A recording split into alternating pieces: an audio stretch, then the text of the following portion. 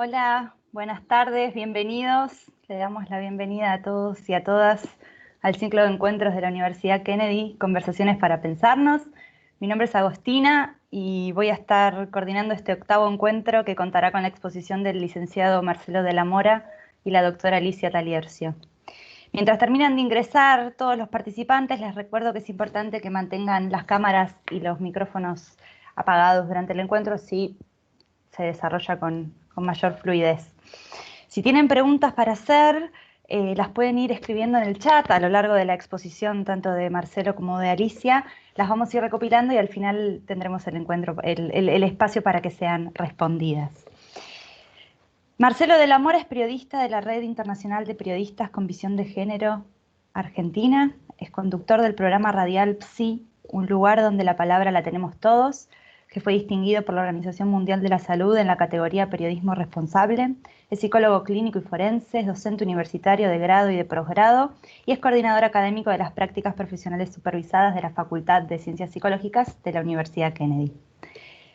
La doctora Alicia Taliercio es jueza de familia del juzgado número 12 del Departamento Judicial de Lomas de Zamora, es profesora titular de Derecho de Familia y Medicina Legal, es directora del Instituto de Derecho de Familia de la Facultad de Derecho de la UNLS y es autora de publicaciones permanentes en revistas jurídicas y también de 7 libros, entre ellos Y yo que lugar ocupo, Niños de probeta, Violencia familiar y Cuenta niño.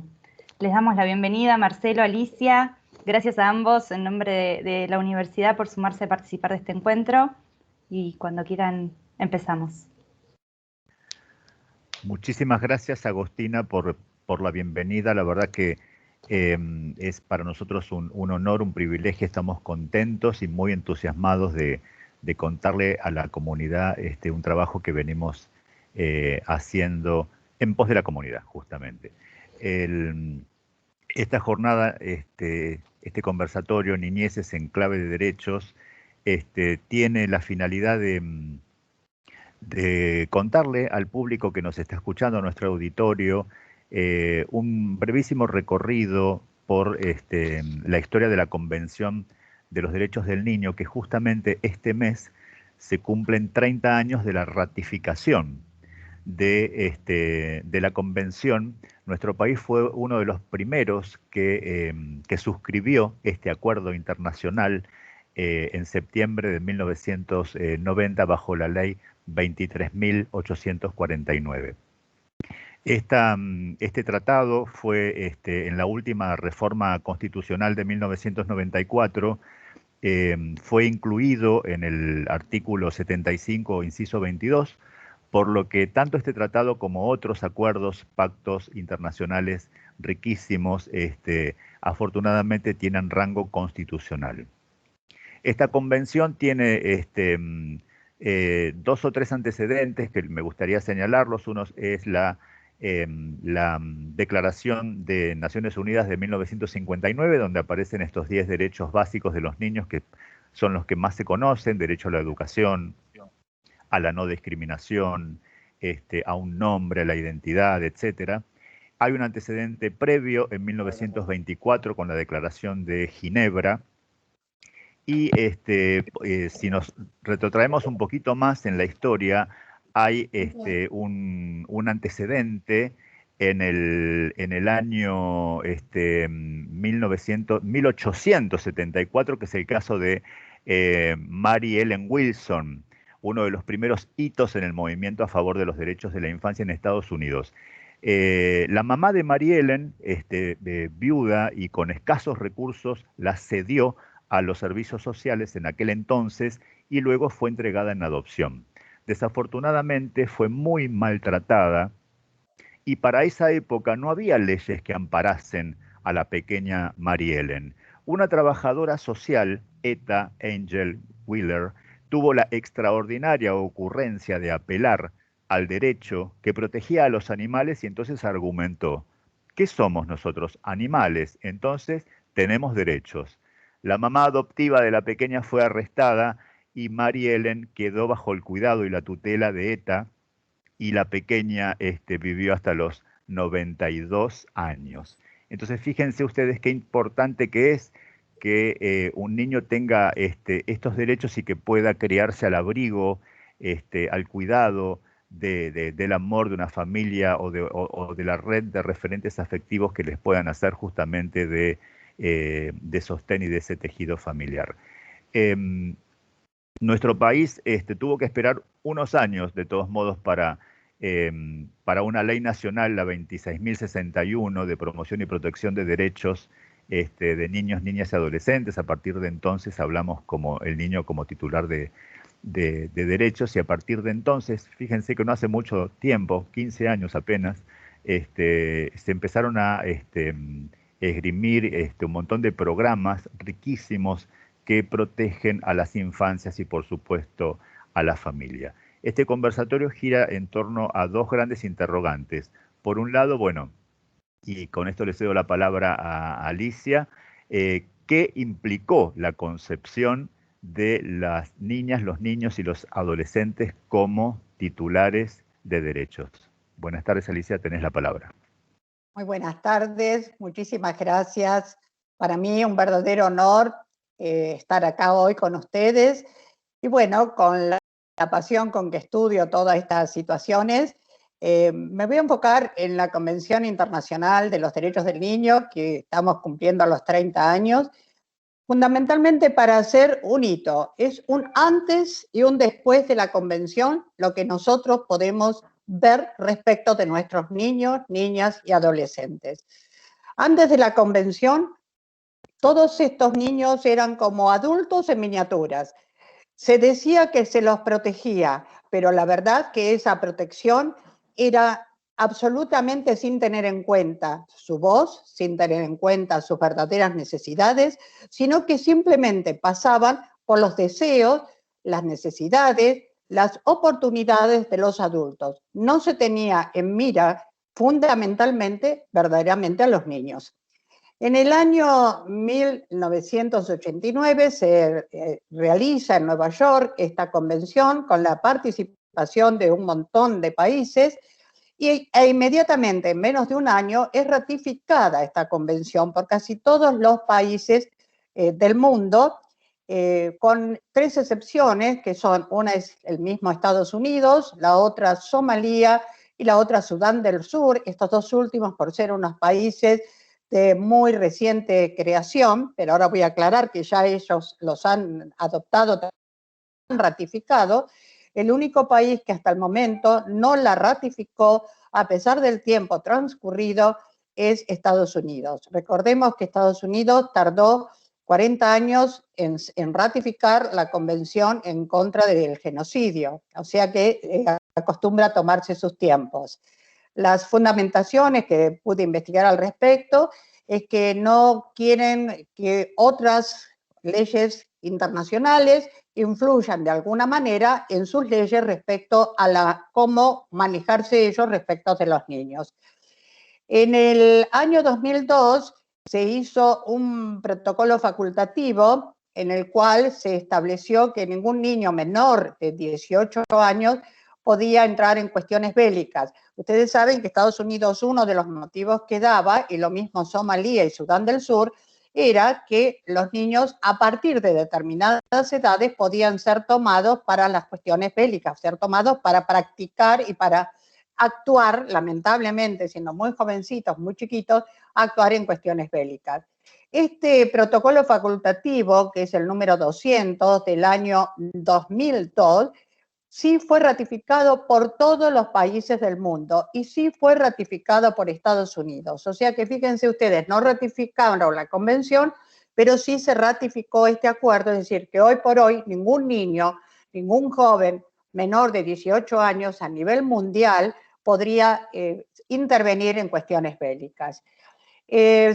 Sudán del Sur en el año 2015 ratifica, o sea que es el país número 195, siendo el país más joven del mundo, y Somalia, con mucha influencia de UNICEF al respecto, donde se estaban dando grandes charlas y grandes movilizaciones respecto de las necesidades de que los niños sean considerados, acepta Somalia en el año 2016,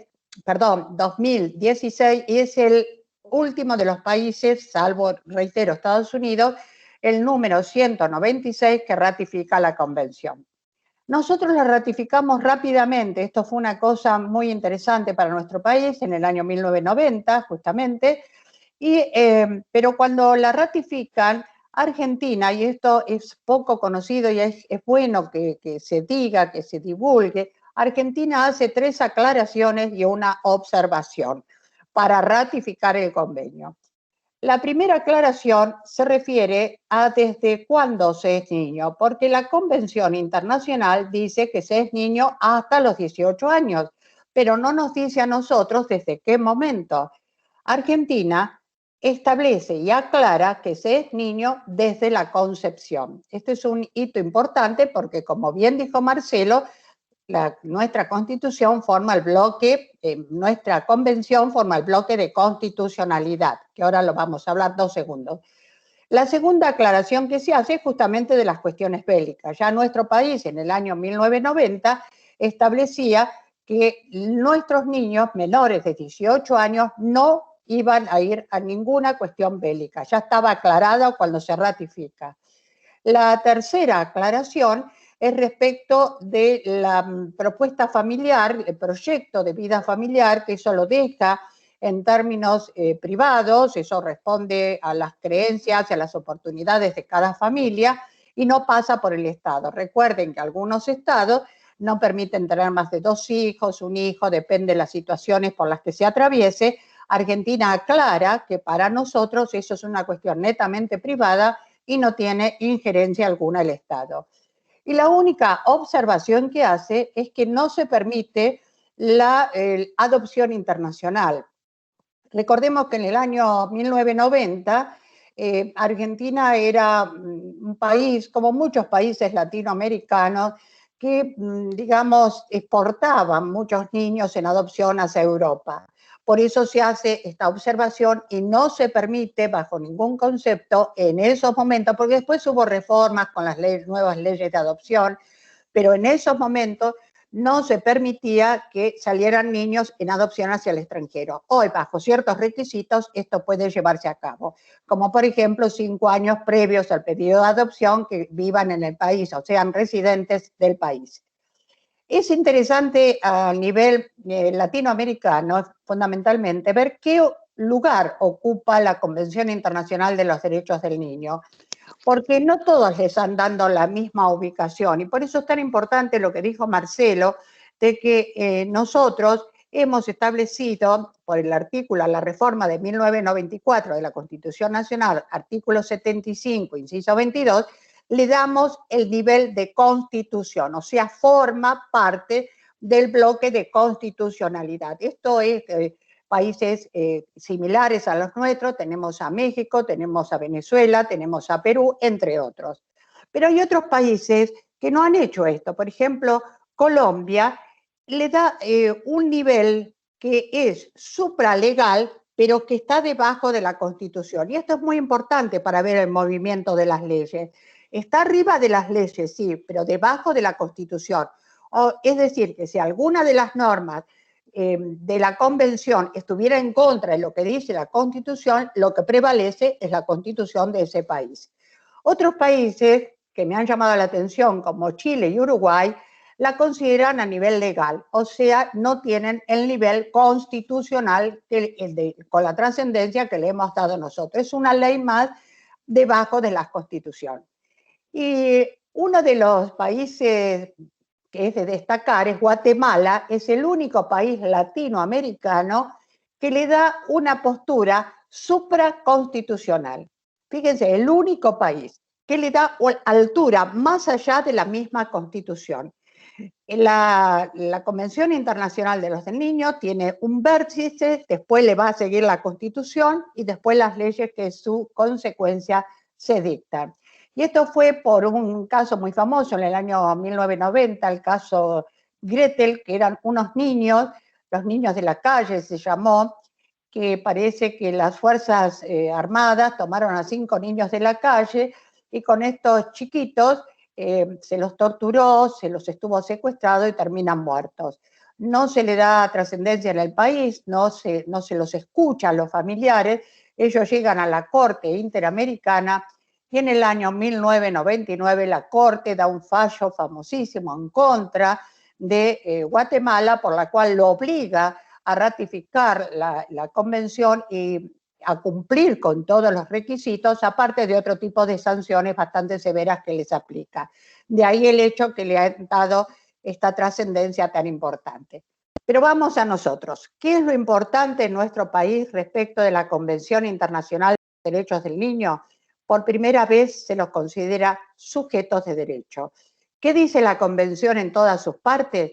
Que hay que ir hacia la protección integral del niño. Saben que muchos doctrinarios en nuestro país llegaron a decir, pero esto es entregar un cheque en blanco, porque esto es una norma tan amplia. ¿Qué significa la protección integral del niño? Pues tenemos que saber, mis queridos, que en derecho de familia existen normas que son más cerradas y normas abiertas. Entre las normas cerradas podemos nombrar, vas a ser adulto a partir de los 18, no importa cuál sea tu desarrollo psicofísico, se considera adulto a partir de los 18. Dentro de las normas abiertas tenemos estas normas que pueden tener distintos tipos de interpretaciones. Pero ¿por qué no es peligroso? Porque tenemos que considerar los puntos básicos que se dan en este aspecto. ¿Y cuáles son? El número 1, niño sujeto de derecho. El número 2, bueno, ¿cuáles son los derechos que tenemos como persona, como ser humano? Todos los derechos de todas las convenciones pueden ser aplicados al niño, más un plus que es por el estado de desarrollo que tiene el mismo. En tercer lugar, tomar todas las medidas para que esos derechos efectivamente sean cumplidos, evitando toda vulneración a los mismos. Y en último lugar, si la vulneración ocurre, pues tengamos los medios suficientes para volver las cosas a su estado anterior, respetando ese derecho de los niños. Doy 2 o 3 puntos básicos porque yo me apasiono con este tema y le vuelvo a dar la palabra a Marcelo, porque si me dejan hablar me lleva 3 horas. Pero quiero dar 2 o 3 puntos básicos que me parecen trascendentales y son, a ver, ¿qué significa dar estos derechos al niño? El primero y fundamental es el derecho del niño a ser escuchado. Ustedes saben que antes nunca los niños eran escuchados.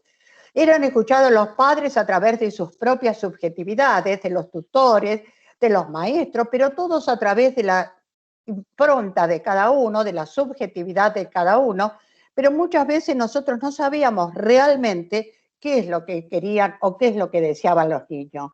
La Convención Internacional establece como hito fundamental el derecho de los niños a ser escuchados y tienen que ser escuchados en todos los aspectos, comenzando por la propia familia, que es donde quizás hoy estamos viendo las mayores fallas al respecto, comenzando por la familia, pero cada uno de los poderes en sus trabajar, en su quehacer, tiene que tener en cuenta hasta el principio del derecho del niño a ser escuchado. Judicialmente nosotros tenemos la obligación, bajo pena de nulidad en las sentencias que podamos sacar, si no hemos prestado atención o no hemos escuchado a los niños. No quiere decir que hagamos lo que el niño quiere, pero sí escucharlos, sí saber cuáles son sus inquietudes, sí conocer cuáles son sus debilidades, qué les pasa con sus padres, cuál es esa relación, y de acuerdo a ello ayudar conjuntamente con un equipo técnico adecuado a guiarlos para que encuentren un rumbo lo más feliz posible en sus vidas. El otro gran derecho que yo no puedo dejar de mencionar es el derecho del niño hoy por hoy a ser representado, mis queridos, y esto es importantísimo con lo que la figura que ha aparecido, que para nosotros es trascendental, es la figura del abogado del niño. Son abogados especializados en la temática infanto-juvenil y en la cual también los escuchan a los niños y vienen a ser un poco la voz de los niños frente a los juzgados, frente a las distintas instituciones donde el niño debe hacer valer sus derechos. El abogado del niño es otro de los rubros fundamentales al respecto. Lo que hay que tratar por todos los aspectos, que esto es lo que más nos está costando actualmente, es que los niños no sean tan judicializados, que los papás puedan solucionar sus problemas sin que siempre tenga que intervenir un tercero, llámese juez, llámese equipo técnico, porque realmente esta judicialización a los niños no les hace bien. Entonces, si nosotros estamos como norte para colaborar para que el niño tenga una vida plena, lo fundamental es que esa escucha que tanto hablamos comience por el propio hogar. Bueno, tengo mucho más para comentarles, pero quiero pasar la palabra a mi querido amigo Marcelo.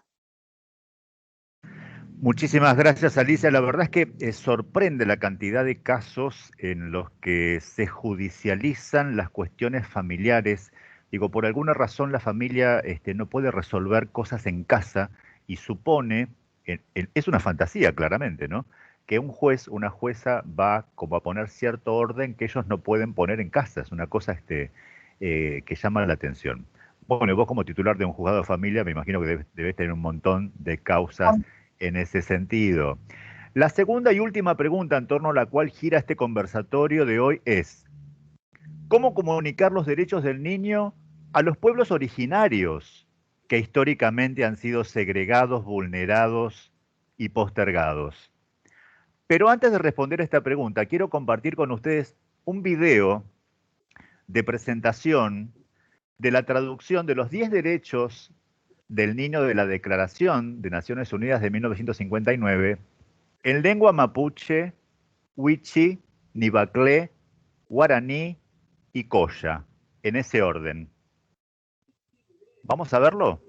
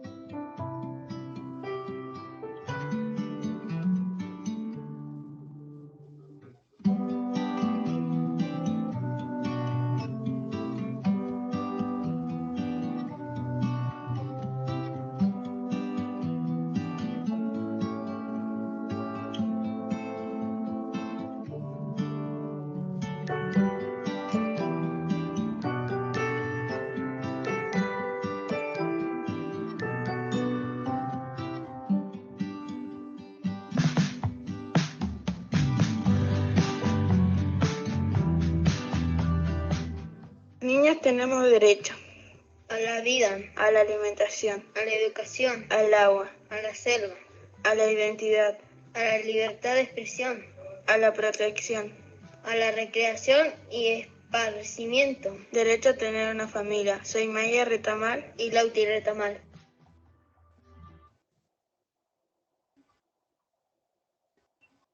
Hermoso, ¿eh? Hermoso. Ahora, qué interesante es que el niño pueda ser representado por medio de un abogado del niño, ¿no? Escuchábamos recién, me parece valiosísimo rescatar que el niño tiene derecho a ser escuchado.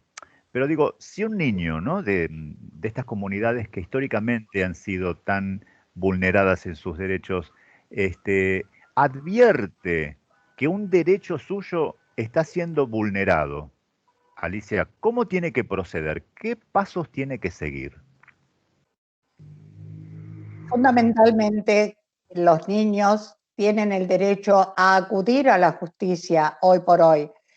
Por eso lo importante es que puedan hacerlo con alguien que los represente. Por supuesto que si el problema lo tienen en sus propias familias o si son comunidades que tienen desde algún ángulo, algún apartamento, no va a ser tan sencillo llegar, pero sí su voz debe ser escuchada. ¿Cómo hacemos que el niño pueda llegar a nosotros? Pues primero educando, dando charlas, sabiendo, haciéndoles saber a ellos, señores chiquitines míos, ustedes pueden llegar a un juzgado a hacer valer sus derechos. Ustedes pueden llegar a lo que se llama las asesorías que todavía se dice vulgarmente asesorías de menores, pero que en realidad hoy la palabra menores la hemos sacado un poco del vocabulario, y que son los representantes del Ministerio Público, las asesorías que existen en todos los lugares donde hay un tribunal o juzgado de familia, hay asesorías con representantes del Ministerio Público o vulgarmente conocidas como las asesorías de menores. Esas asesorías tienen la obligación de escuchar al niño y representarlos para poder este niño hacer valer de alguna manera sus derechos. Y por supuesto que si hubiera algún colegio de abogados, porque los abogados del niño están naciendo desde los colegios de abogados, acercarse a ese colegio de abogados a través de un vecino, de un amigo, de un hermano mayor, acercarse y pedir que lo represente un abogado, está específicamente determinado que hoy debe y puede ser así. Excelente. Vos sabés que nosotros estamos trabajando con dos queridos colaboradores de estudiantes de la licenciatura en psicología próximos a graduarse, Leandro Inseo y Melanie Tispalatro, sobre la traducción de estos 10 derechos. Empezamos por algo chiquito, ¿viste? En distintas lenguas de los pueblos originarios, porque me parece que es una manera como de devolverle a los pueblos, primero que se puedan apropiar de los derechos que les corresponden, porque, bueno, como dice nuestra Constitución, todo el que habita el suelo argentino tiene los mismos derechos, ¿no? Hicimos este ejercicio, el videíto que vimos recién es apenas una aproximación de lo que vamos a presentar formalmente en la jornada del miércoles de la semana que viene a las 15 horas. Lo hicimos en distintas, la traducción en distintas lenguas, y además hay una traducción hecha en lengua de señas, que me parece que también es muy interesante, y también estamos trabajando en la construcción de spots, o sea, de pequeños spots que son grabaciones de audios hechas por los mismos niños, niñas y adolescentes. O sea, porque confiamos, creemos, estamos convencidos de que cuando un par le dice a alguien de su comunidad en la lengua, ¿no? A qué tiene derecho, puede apropiárselo y puede empezar a exigir estos derechos y a reclamarlos oportunamente. Así que es un laburo que venimos haciendo hace como un año más o menos. Estamos muy contentos, entusiasmados y quisiéramos también conocer tu opinión al respecto. Me parece una tarea realmente maravillosa. Yo siempre hablo de los grupos vulnerables, Marcelo, y vos lo sabés. Digo que los grupos vulnerables son los niños, son las mujeres víctimas de violencia, los ancianos, las personas con discapacidad y también los pueblos indígenas. Son grupos vulnerables porque yo no sé, se busca la forma de que el derecho no llegue en plenitud como les corresponde, porque como bien dijiste, todos los habitantes del suelo argentino tenemos exactamente los mismos derechos. Y por supuesto, esos mismos derechos los tienen todos nuestros niños, sin ningún rasgo de diferenciación entre unos y otros. Por lo tanto, esta tarea yo creo que va a ser histórica, va a ser un hito que va a comenzar algo diferente y que quizás dentro de poco tiempo podamos sacar como grupo vulnerable a las comunidades, que sería para mí realmente algo maravilloso, todas las comunidades indígenas que no fueran grupos vulnerables. Ojalá así sea, Ali, ojalá. Bueno, ahora, si estás de acuerdo, le vamos a dar la palabra a nuestro auditorio, que seguramente tiene preguntas para formularnos. Me gustaría que enriquezcamos ida y vuelta comunicacional para hacer algo más lindo, ¿no? Vamos. Les cuento, tenemos algunas preguntas en el chat. Si quieren, Raúl, del doctor Raúl Busarquis, fue el primero que hizo una pregunta. Raúl, si querés prender tu micrófono y hacer la pregunta hacerle la pregunta a la doctora y al licenciado Marcelo. Bien, buenas tardes, muchas gracias. Bien, un tema que a mí siempre me dio mucha curiosidad es respecto del tema de los niños que hasta los 4 años están alojados con sus mamás privadas de la libertad, ¿sí? Me ha tocado estar en ese tipo de establecimientos y hay una vulnerabilidad increíble. Y no se hace un seguimiento de qué es lo que sucede con esos niños, porque lamentablemente esas madres, por el tema de la problemática social en la que están inmersas, vuelven a reincidir y es un cuento de nunca acabar. Realmente están a veces las madres, sus hijas también alojadas en el mismo, la misma unidad carcelaria, y esos chicos que van creciendo ahí, crecen hasta los 4 años, después, si no hay algún familiar, terminan en un instituto. Y realmente es un tema que me preocupa, es algo que entiendo que es como una asignatura pendiente que tenemos como sociedad. Muchas gracias. ¿Contesto? Bueno, mire, es un tema realmente importantísimo que se está tratando de buscar una solución al respecto. De mi parte, como jueza, si bien no soy juez penal, yo no admito que los niños estén hasta los 4 años con su madre. Hay formas de buscar salidas, hay que buscar en las familias ampliadas, es decir, familia ampliada nosotros le llamamos a los abuelos, a los tíos, a algún padrino, a alguien que pueda hacerse cargo de esta criatura y que le dé un poco más de oxígeno, libertad, en el buen sentido y literal sentido de la palabra, y que le permita una vida futura. Nosotros no hay que esperar esos 4 años, se puede empezar a trabajar para que no ocurra esto tan por el hecho de que esté con la madre. Los primeros meses quizás en algunas circunstancias por el hecho de que se necesita a la mamá, a ese acogimiento que les da la madre, pero realmente yo no creo que sea un medio. El hecho de que la institucionalización, mire, hoy por hoy lo que nosotros tenemos son hogares de chicos, ya no se habla más de institucionalización, eso justamente la convención es uno de los puntos que aclara al respecto. Los niños van a hogares en donde hay un cuidado especial hacia ellos, se hace un seguimiento, se observa si estos niños necesitan mantenerse esperando que su madre salga de la cárcel o si esto ya va a ser una cosa que para ellos no es positiva. Y frente a eso, si no hay una familia contenedora en la familia ampliada, si no hay personas que puedan de alguna manera hacerse cargo de los mismos, del grupo biológico, por llamarlo de alguna manera, nosotros decretamos lo que se llama el estado de preadoptabilidad.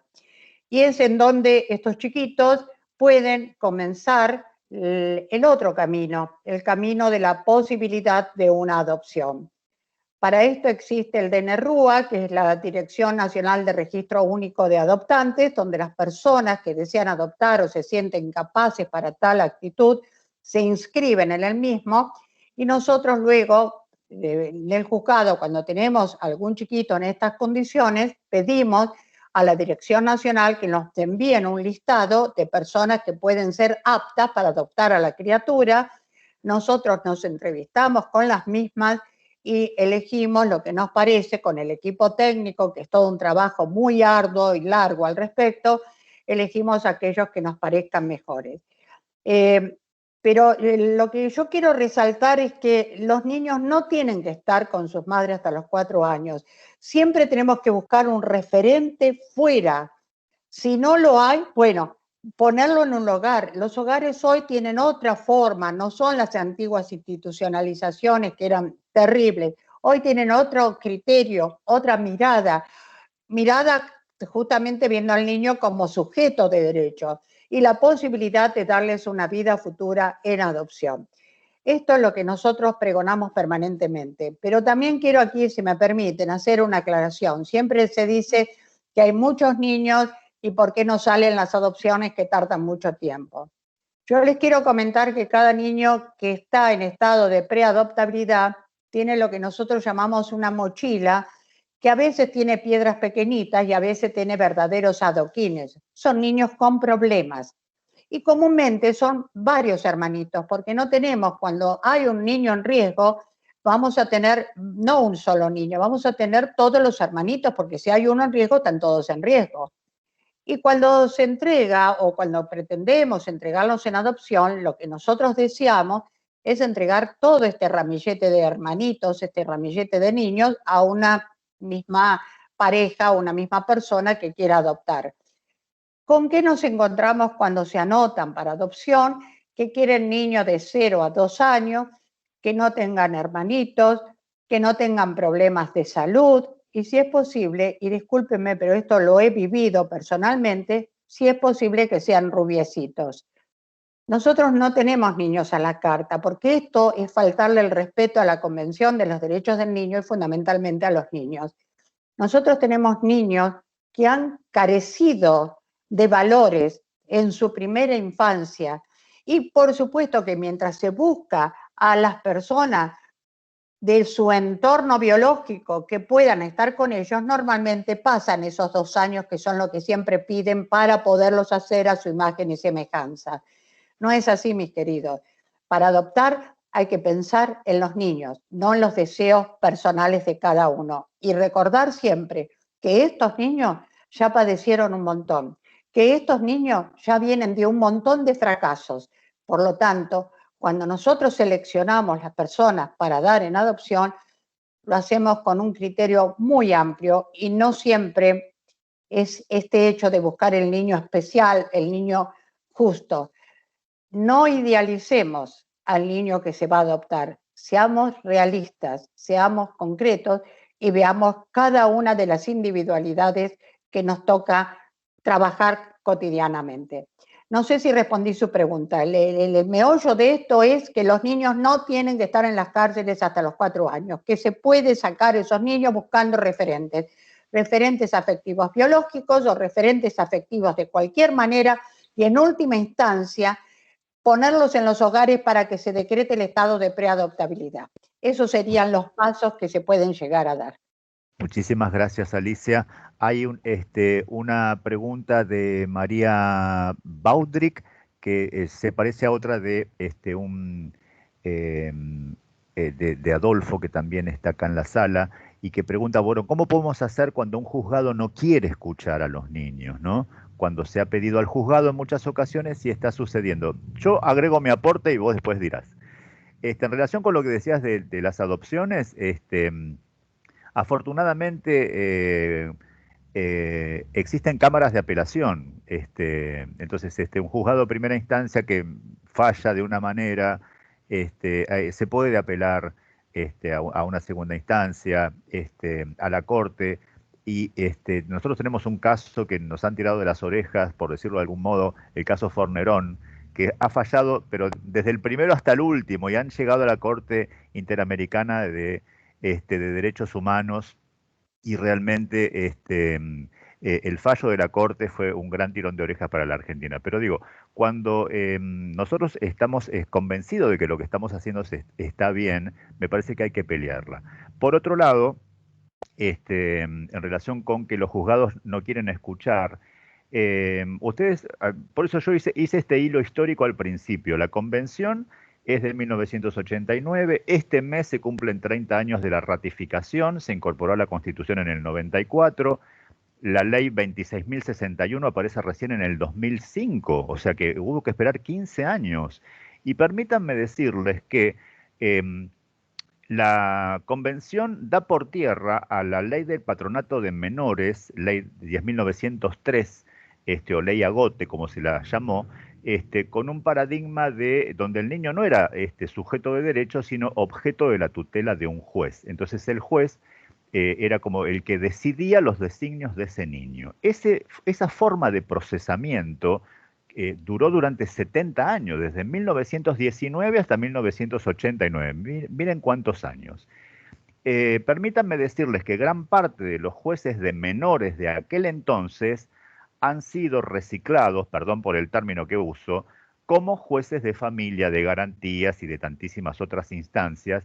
Entonces, la verdad es que la convención existe, tiene rango constitucional, pero desafortunadamente no hay esta cabeza tan amplia como tiene Alicia.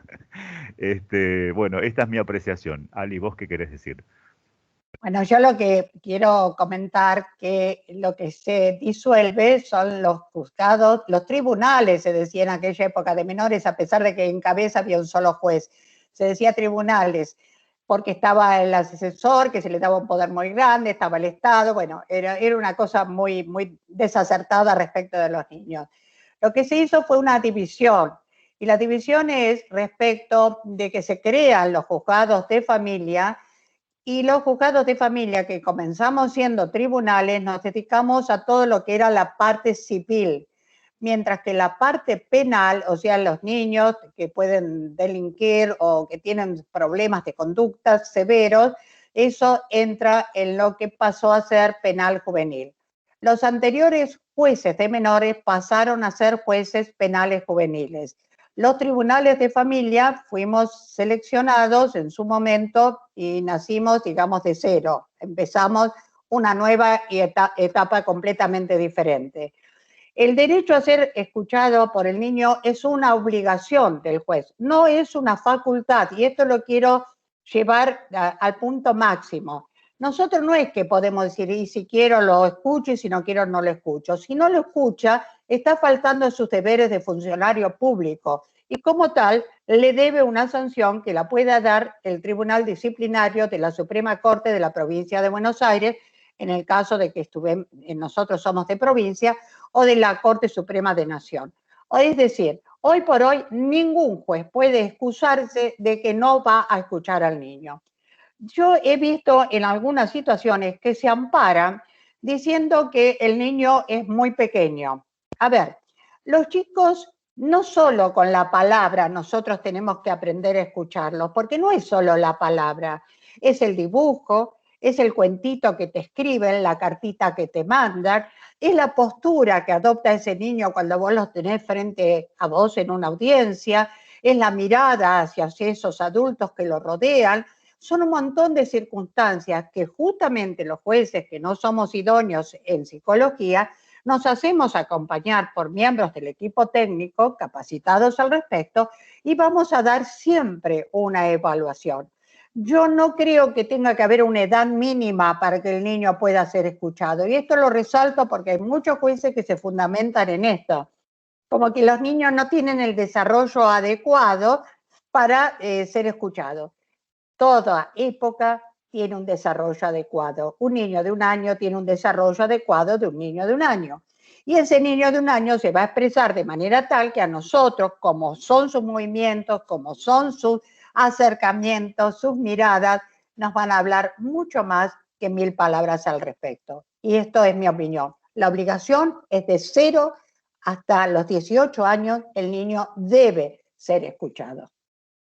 Excelente, clarísimo.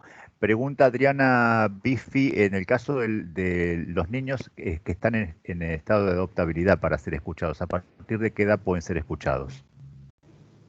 Sí, los niños son los que más escuchamos, los que son en estado de preadoptabilidad. A ver, yo no voy a dar nunca un niño en adopción a alguien si no le pregunto previamente si él quiere una nueva familia. Por supuesto, no lo voy a hacer en esta forma tan frontal como lo estoy haciendo con ustedes, que es una forma didáctica, digamos, de poderlo manejar, pero ese niño tiene que saber que tiene una familia que quizás no fue lo mejor y uno le tiene que explicar que en la vida hay otras formas de vida que pueden ser más allá del golpe, porque muchos de ellos son víctimas de violencia, muchísimos de los niños que pasan por mi juzgado, del golpe, del grito, del prepo, que puede haber una vida que es en paz, con amor, con conocimientos, que pueden tener una familia que realmente cuide de ellos, los escuche y que forman un solo núcleo en el cual cada uno va a tener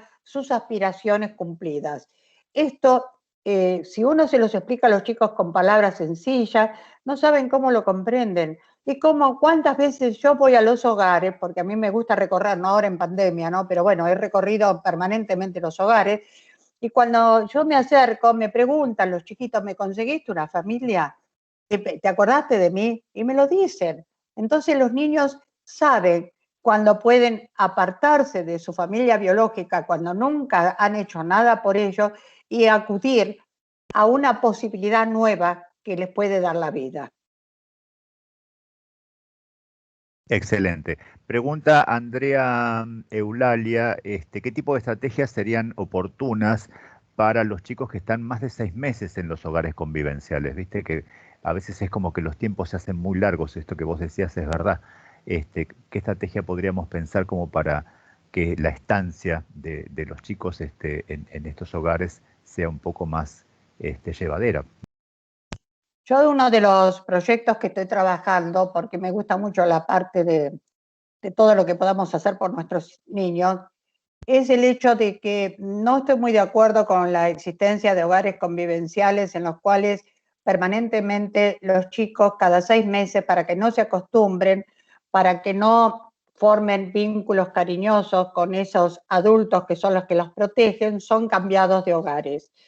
Miren, yo les voy a dar un caso práctico y yo creo que esto resume la situación en sí. Yo tuve una vez un par de mellicitos, una nena y un varoncito, que por distintas circunstancias tuvieron que pasar por 3 o 4 hogares convivenciales porque era muy difícil cortar el vínculo biológico, aunque este vínculo era muy malsano.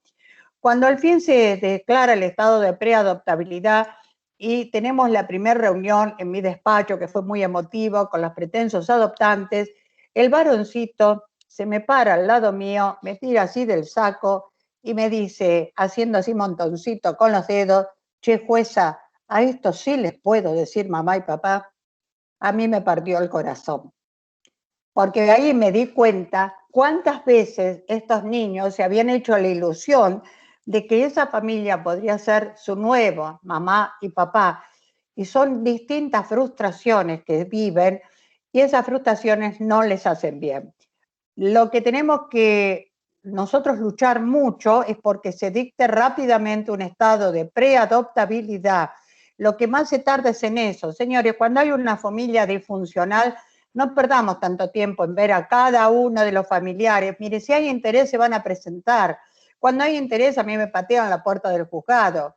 Ahora, si vos tenés que estar atrás de la familia, citándolos, si no vienen por una excusa, no vienen por la otra, bueno, ya está, ya basta, porque eso es tiempo que le estamos haciendo perder a estos niños en los distintos hogares, y es tiempo que realmente pierden de ser felices. Por lo tanto, la ley de adopción hay que achicar los plazos, y el estado de preadoptabilidad para mí es fundamental que se achiquen los plazos al respecto. En eso estamos trabajando. Excelente. Pregunta Alfredo Rocco, consideraciones acerca de la edad de punibilidad en nuestro país, que es de 16 años, ¿es la adecuada? ¿Debería disminuirse, aumentarse? ¿Qué tema? Bueno, esto en tan poquitos minutos no podemos. Yo voy a dar mi apreciación.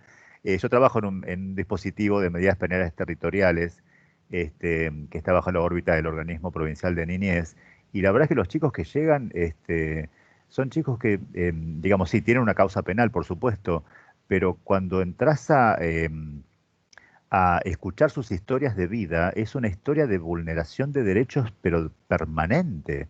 O sea, es como que fallaron todas las otras instancias bueno, del sistema de promoción y protección que creo que tiene que ver con esto que estamos trabajando nosotros ahora. Los programas muchas veces no dan abastos, están detonados los servicios locales municipales, respecto de las cuestiones que llegan relacionadas con violencia, con abuso, bueno, este tipo de cuestiones. No sé si es un tema de edad, me parece que es un tema por ahí de tejido social. Posiblemente pudiéramos mejorar bastantes cuestiones de estas si nos pensáramos como sociedad desde otro lugar.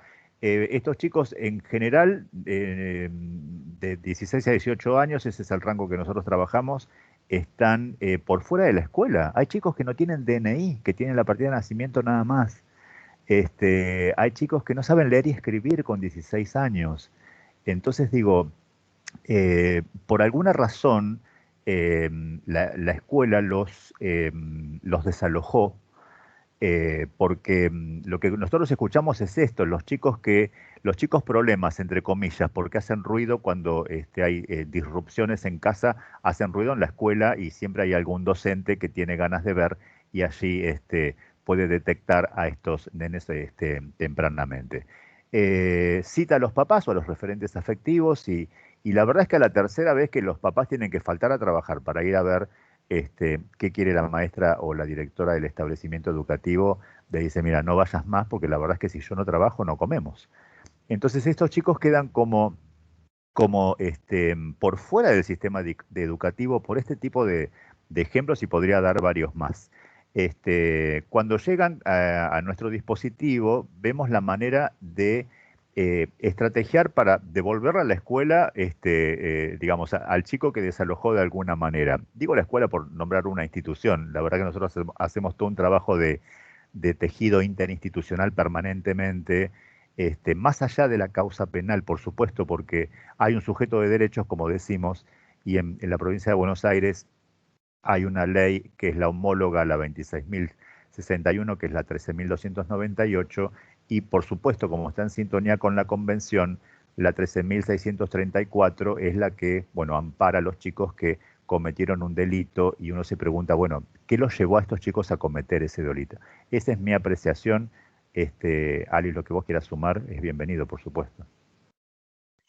Yo no hago penal, lo aclaro porque lo mío es toda la parte civil, pero sí doy charlas a los chicos en una edad etaria de 18 a 21 años en distintas instituciones carcelarias del país.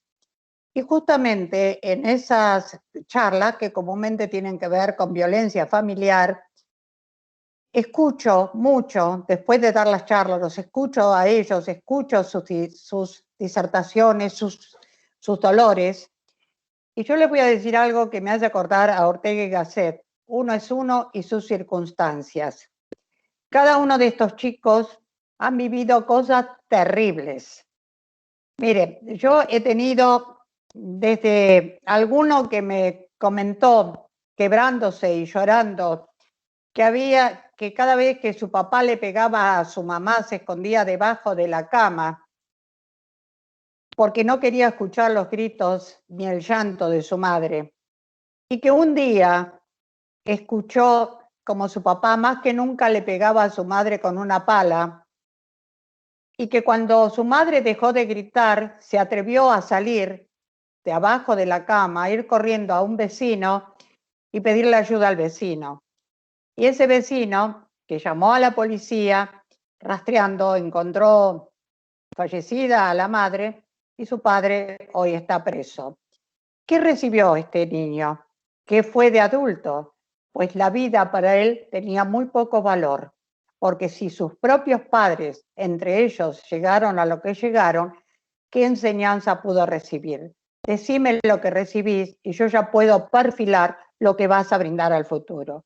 Y si me permite otro ejemplo que a mí me impactó muchísimo de los que escuché, un joven de unos 21 años me manifestó de que él estaba preso porque era violador, porque él había formado una barrita de violadores y él era el líder, y este chico violaba a cuanta mujer se les cruzaba en el camino, hasta que se le ocurrió una vez que no habían violado nunca a una monja y se formaron, se organizaron para violar a la monja. Van a un colegio donde las monjas después de clase 5 o 6 de la tarde salían a hacer las compras, ubican a una de estas monjas, era invierno, estaba oscuro prácticamente, la llevan a un descampado para cometer sus fechorías. Cuando este muchacho como líder va a cometerlo, manifiesta, y ahí se quiebra también, de que la monja lo mira y le dice que Dios te perdone. Que frente a eso, él no pudo hacer nada. Se hace un gran silencio en el aula donde estábamos. Le pregunté qué es lo que le pasó, qué sentiste, y él me dice, pero doña, ¿se da cuenta usted que lo que yo le iba a hacer, le hicieron los demás, él no lo hizo, pero los demás, Ella, en vez de pedirle a Dios que la ayude a ella le pidió a Dios que me perdonara a mí. Y ahí entonces se larga entre lágrimas a contar su historia y él dice que lo que recuerda es que desde los 4 años era violado por su padre, que se escapa de la casa cuando tenía 12 años, va a la calle, en la calle recibe de todo tipo de maltrato, entre ellos abuso. Recuerda como algo bueno un policía que una vez lo encuentra en la calle y se lo lleva a la casa, era un fin de semana, se lo lleva a la casa y este policía realmente lo trata bien, pero le dice que va a estar el fin de semana, que está con su familia, él recuerda una rica comida, recuerda una cama limpia, pero el policía le explica que lo tiene que entregar a un juzgado. Cuando le entregan al juzgado, estaban los resabios de los antiguos mal llamados reformatorios, y ahí también recibe todo tipo de violencia. ¿Qué hace? Se escapa y hace la vida que hace. Pero ¿qué podemos esperar de esta persona? Nosotros, yo creo que más que hablar de las edades, y ahora voy a la pregunta, más que hablar de cuáles son las edades, tenemos que ir un poquito más profundo. Tenemos que analizar por qué se llega a esto, qué sociedad tenemos para que se llegue a este tipo de delitos, para que chicos cada vez más jóvenes estén delinquiendo. Hoy por hoy tenemos los robos a flor de piel, de niños más que chiquitos que ya están con un arma. Pero ¿de dónde proviene esto? ¿Qué tipo de familia es el que hace que esto ocurra? No se gana con bajar la edad, porque vamos a tener que llegar a los 4 años, mis queridos. Lo que tenemos que luchar es de reformar o educar a estas familias para que esos niños tengan una base diferente, una base más honesta, que reciban cosas lindas para poder brindar cosas lindas. Qué lindo tema y qué ríspido, porque la verdad es que siempre hay como opiniones encontradas respecto de este tipo de cuestiones. Uno tiene como un juicio a priori a veces, ¿viste? Sin escuchar las historias que hay detrás de la cáscara, porque si nos quedamos con el mote del delito, el pibe no sale más de esta cuestión. Sin embargo, bueno, hay historias, Melanie dice, bueno, el hecho de que no llegue a estos derechos, porque claramente cuando los chicos llegan tan chiquitos a cometer un delito es porque todo el sistema de promoción y protección falló. Eso en sí mismo no es generar desigualdad y conflictos, y a mí me parece que sí, desafortunadamente. Pero yo quiero aprovechar, digamos, este espacio para el auditorio que tenemos y para el público que nos escuche después cuando esto se publique, para ser visto y escuchado por un público más amplio.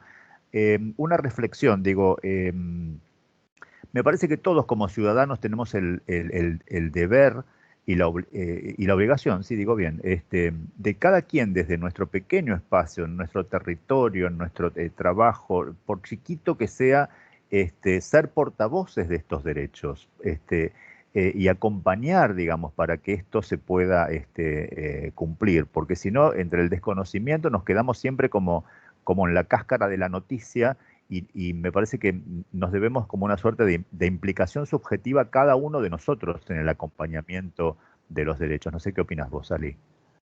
Totalmente de acuerdo. Yo creo que la cuestión de los niños de hoy, el hecho de ser escuchados por las propias familias es el primer grave o el primer hueco profundo que reciben estos chicos. Estamos invisibilizando a los niños y a los jóvenes. Esto es una cosa generalizada y no me voy a determinados grupos. En todos lados está ocurriendo esto. Cuando llegan estos chicos a un juzgado, que todavía son salvables porque tengo una familia que se están matando entre ellos, yo lo que les pido, frenen ese frenesí, en esas broncas mutuas, paren un poquito y observen qué modelo le están dando a los hijos. No es fácil esto, no es fácil, porque cada uno siempre se agarra de que él es la víctima y el otro es el culpable de todo, y entonces los chicos quedan ahí en el medio como en una trampa. ¿Y saben lo que ocurre en estos casos que yo vengo observando últimamente y mucho? Los niños toman 2 tipos de actitudes que es para tener en cuenta también. Una de ellas es la actitud de proteger, cambiamos el rol. El niño se transforma en el adulto protector en vez de ser el protegido y pasa a proteger al adulto que considera o más desamparado o que está más triste o al que le tiene más miedo. Cuidado con esto. Eso es un cambio de roles que los afecta terriblemente. Y el otro grupo de niños que yo estoy teniendo son los niños que se mimetizan con alguno de los progenitores. Y se mimetizan en el sentido tal de que yo los he escuchado en mi despacho decirme, mi papá, por ejemplo, ¿no? Mi papá nos fue infiel. ¿Cómo nos fue infiel? ¿Cómo mi papá nos fue infiel? Toman el rol del adulto. ¿Y saben qué? Cuando estos niños están vacíos de contenido, vacíos de sentimientos de parte de sus padres, que son los que después pueden llegar a delinquir, son niños que en la vida buscan otras salidas. Y esas otras salidas, mis queridos, no son las mejores, no son las buenas, porque la sociedad no les está dando cosas buenas. Les está dando droga, les está dando alcohol y les está dando embarazos adolescentes. Tengo nenas de 13, 14 años embarazadas. Entonces, por favor, empecemos por la misma núcleo de familia, empecemos por los padres. Tanto pedir al Estado, tanto pedir a la afuera, es correcto, pero empecemos nosotros, como bien decís Marcelo, nuestro granito de arena en el propio hogar y empezar a visibilizar a los niños que tenemos en nuestro alrededor. Excelente. Ahí suma una reflexión Tamara Ben-Zaken, bueno, justamente en realidad cuando la familia no es un grupo continente con los niños. Bueno, sí, es un tema complejo, por eso en los últimos 40 años se dieron los cambios más radicales con respecto a esta familia nuclear a la que estuvimos acostumbrados durante tantísimos años. Y hoy hablamos, bueno, es verdad lo que vos decís, hay familias donde no hay familiaridad, entonces si hay familias que es mejor perderlas que encontrarlas, tenemos que asumir que los chicos son huérfanos funcionales de alguna manera, o sea que tienen papás pero no los tienen. Con lo cual allí me parece que es la tarea a hacer es, bueno, ¿qué red de referentes afectivos podemos armar, ¿no? Que me parece interesante. Por ahí el papá no pudo, no supo, vaya uno a saber, porque tampoco somos quien para juzgar nada de esto. Tiene una historia, como vos decís, que dice Ortega y Gasset, por supuesto. Pero bueno, si el papá no puede, o la mamá no puede, o bueno, a veces en algunas medidas de abrigos que son bastante odiosas en sí mismas, pero bueno, se trata de ver qué referentes afectivos, qué allegado se puede construir, qué tejido familiar de sostén en el mientras tanto, y en simultáneo se trabaja con las familias para ver si se puede instalar algo de lo que no hubo por la razón que sea que haya sido, digo, ¿no? Digo porque a veces uno dice, bueno, la familia y la tiene como una célula, pero a veces no hay familia, y bueno, y es lo que hay, ¿qué vamos a hacer? Es tal cual, Marcelo. Hoy por hoy las familias están bastante disgregadas, la tecnología también ha traído lo suyo. Yo he visto chicos, por ejemplo, una reunión familiar o en un restaurante antes de la pandemia. Ahí está la madre, el padre, los dos chicos, se sacan una selfie, después cada uno agarra su celular y se pone a ver el celular. Hoy no hay diálogo. Hoy no es solo que no se escucha a los chicos, no se escuchan entre los adultos tampoco. Se conectan más a través de mensajitos que a través del diálogo, el frente a frente, el mirarse, el sentir la expresión del otro. Esto también trae sus secuelas y sus consecuencias. Hoy por hoy los niños están imbuidos, metidos dentro de las pantallas de los distintos medios telemáticos y la familia no existe. Entonces, esto también, este tipo de charla tiene que ser para un llamado a la reflexión y decir, bueno, pero esto no es lo bueno, ¿eh? Esto no es lo bueno. Son niños, yo lo siento así, mire, yo les digo porque los veo en mi juzgado, son niños vacíos de sentimientos y donde uno les habla con un poquito de dulzura o les das, como yo les digo en chiste, el abrazo de oso, te miran de otra manera porque no es lo que reciben, no es lo que reciben. Son niños faltos de afecto, vacíos de contenido. Entonces, pero la culpa la tenemos los adultos, no los nenes. Ellos lo que reciben Si vos le permitís que esté las 24 horas frente a la pantalla y después decís, ay, está como un zombie, pero vos ¿qué hiciste? ¿Qué hiciste? O la dejás en la calle antes de la pandemia y después, ay, me vino embarazada con 13 años. ¿En qué canal estabas vos, mi querida? Por favor. Bueno. Tal cual, tal cual, tal cual. Es exactamente así. Bueno, nos estamos acercando al final del conversatorio. Se nos pasó volando. La verdad es que cuando uno disfruta lo que hace y está en una charla entre amigos tan grata, la verdad que el tiempo se nos pasa volando. Yo le cedo la palabra a Agostina nuevamente. Adelante, Agos. Muchas gracias a ambos, muchas gracias Alicia, muchas gracias Marcelo. La verdad que estuvo súper interesante y se ve reflejado en el chat, están todos muy contentos. Así que les agradezco en nombre de toda la universidad el haberse prestado y organizado este conversatorio.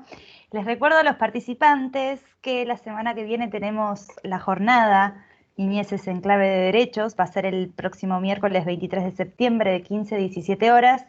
Para participar deben inscribirse, así como lo hicieron acá. Yo en el chat les dejé el link, ahora lo vuelvo a publicar, así lo tienen a mano. Y si no, de todos modos, ingresando a la web de la universidad en la sección noticias van a encontrar la nota sobre la jornada con el detalle de todo el panel de expositores de lujo que va a haber. Y ahí mismo también tienen el link para conectarse. Eso es todo de mi parte. Muchas gracias, Marcelo, y muchas gracias a todos los que se conectaron por sumarse y nos vemos próximamente.